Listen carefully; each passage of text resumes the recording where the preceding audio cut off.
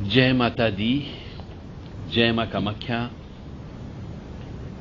देव Radha trust Satyavani channel. ओम नमो भगवते वासुदेवाय। ओम क्लीं कृष्णाय। ओम नमो नारायणाय। ओम विष्णुवे नमः। यह 4 मंत्र ओम शुक्लांबरदेवं शशिवर्णं चतुर्भुजं प्रसन्नवदनं ध्याये सर्वविघ्नोपशान्तयेत्। ये 5 मंत्र हर मनुष्य को, जिसको कालसर्प दोष हो, उनको जप करना चाहिए। उनके जीवन में अन्यथा कष्ट के दुख और कष्ट परेशानी के अलावा कुछ भी नहीं मिलेगा। तो विषधर नामक कालसर्प दोष जिसके भी जीवन में होता है, यानी कि एकादश स्थान से पंचम स्थान के बीच में सभी राहु केतु यदि होता है तो उसे विषधर नामक कालसर्प योग कहते हैं। इस योग के कारण मनुष्य के जीवन में ज्ञान अर्जन करने में भयंकर विपदा आती है। वो पढ़ाई लिखाई नहीं कर सकता, उसका दिमाग कमजोर रहता है, तरह तरह के प्रॉब्लम क्रिएट हो जाते हैं और विद्या अर्जन नहीं कर पाता है। उच्च शिक्षा में बाधा होती है, ऊपरी बाधा, प्रेत बाधा, तंत्र बाधा लगने की वजह से उसको पढ़ाई लिखाई में बहुत समस्या उत्पन्न होती है। और ऐसे मनुष्य का जो कालसर्प दोष से युक्त रहता है, उसकी स्मरण शक्ति भी बहुत कमजोर होती है। दादा दादी नाना नानी से पूर्ण लाभ की आशा होते हुए भी उनको लाभ नहीं मिलता है। काका व चचेरे भाइयों से झगड़ा रहता है, यानी सीधी सीधी बात यह है कि पारिवारिक जो संबंध होते हैं वो पारिवारिक संबंध कालसर्प दोष वालों के खराब रहते हैं।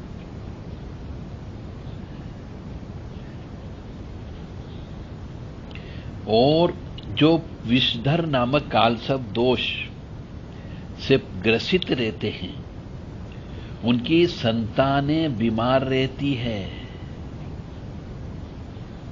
लाभ में भयंकर बाधा उत्पन्न होती है। मतलब कोई भी कार्य करेंगे उसमें हानि अवश्य होगी। वो व्यक्ति हमेशा चिंता युक्त रहता है, यानी चिंता हमेशा उसे बनी रहती है। और कालसर्प दोष, विशेष तौर से विषधर नामक कालसर्प दोष के लिए परिवार जो होता है, इसमें टूटने की संभावनाएं ज्यादा होती है। यानी ऐसे मनुष्य से, चाहे स्त्री हो या पुरुष हो, ऐसे से विवाह नहीं करना चाहिए। मेरा कहने का मतलब सिर्फ इतना सा है कि यदि मनुष्य जीवन में सुखी नहीं रह सकता, यदि वह आनंद में नहीं रह सकता, तो उसे विवाह करने से कोई मतलब नहीं है। स्वयं को तो कष्ट देगा ही देगा, दूसरे व्यक्ति को भी कष्ट देगा और परिवार के बच्चों को भी कष्ट देगा। इसीलिए विषधर नामक कालसर्प दोष वाले से भी विवाह नहीं करना चाहिए। आर्थिक हानि होती है, नेत्र पीड़ा होती है, अनिद्रा जैसी बीमारियां, ने ऊपरी बाधा, तंत्र बाधा, प्रेत बाधा, काला जादू, इसका प्रभाव ज्यादा रहता है। दुष्कर्म करता है और रहस्यमय उसका जीवन होता है। अंत भी उसका रहस्यमय होता है, यानी कैसे मृत्यु होगी पता ही नहीं चलता है। अचानक गाय मृत्यु हो जाएगी, उसकी कोई इन्वेस्टिगेशन भी नहीं होगी। तो कहने का अर्थ यहां पर यह है कि कालसर्प दोष से युक्त मनुष्य के साथ में विवाह नहीं करना चाहिए।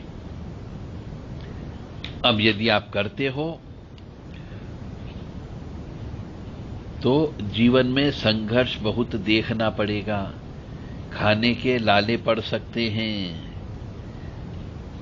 और मस्तिष्क की बीमारी होती ही होती है कालसर्प दोष वालों को।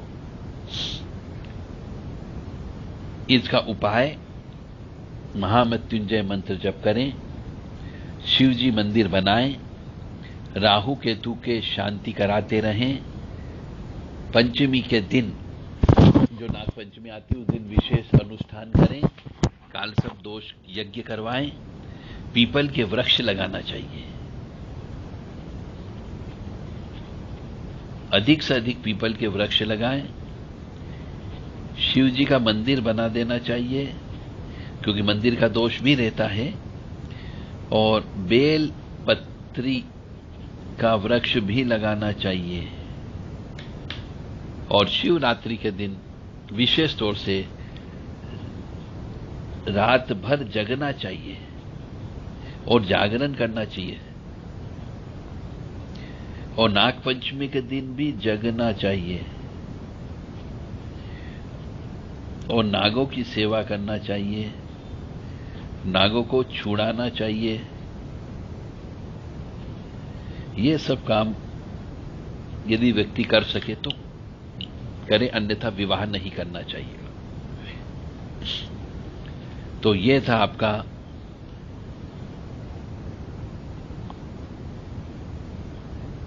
विषधर नामक काल सर्प योग का प्रभाव आपने देखा, आपने सुना, इसके उपाय भी हमने आपको बता दिए। अब आपकी इच्छा है कि आप विषधर नामक कालसर्प योग वाले से विवाह करते हैं या नहीं करते हैं, यह आपके ऊपर निर्भर करता है। जय माता दी, जय मां कामाख्या। कालसर्प योग वाले की मृत्यु रहस्यमय होने की संभावना ज्यादा होती है, यानी अकाल मौत, अचानक गायब हो जाना, किसी के द्वारा हत्या कर दिए जाना, जहर पीकर के आत्महत्या कर लेना, क्यों आत्महत्या की ये पता नहीं चल पाना, यह सब अक्सर कालसर्प दोष वाले के साथ में रहता है। जय माता दी, जय मां कामाख्या।